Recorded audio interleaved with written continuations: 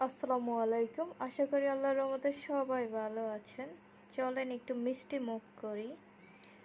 আজকে আমার ননদ আসছিল, তো ননদের জামাই আমাদের জন্য কিছু মিষ্টি নিয়ে আসছে, দই মিষ্টি। তো প্যাকেটিংটা এত সুন্দর, ভিডিও না করে পারলাম না। মানে প্যাকেটটা আমার এত পছন্দ হয়েছে, বিলিভ মি অর দ্যাট। সবচেয়ে বড় বিষয় হচ্ছে এটার ভিতরে কি আছে দেখবো আপনাদের সাথেই আর কি। প্যাকেটটা খুলবো, এটা মনে হচ্ছে একটা মাটির পাত্র, এই কারণে জিনিসটা আমার আরও বেশি আকর্ষণীয় মনে হচ্ছে। আর ব্যাগটা কিন্তু খুবই সুন্দর, মানে খুব মজবুত।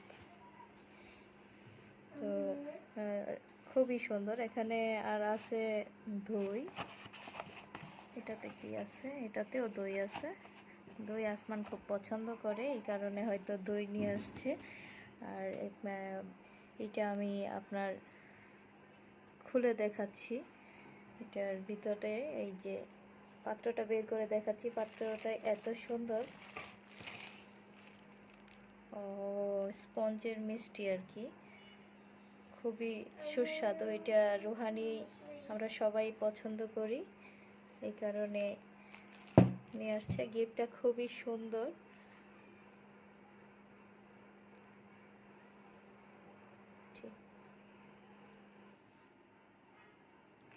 এই তো পাত্রটা আমি বের করছি।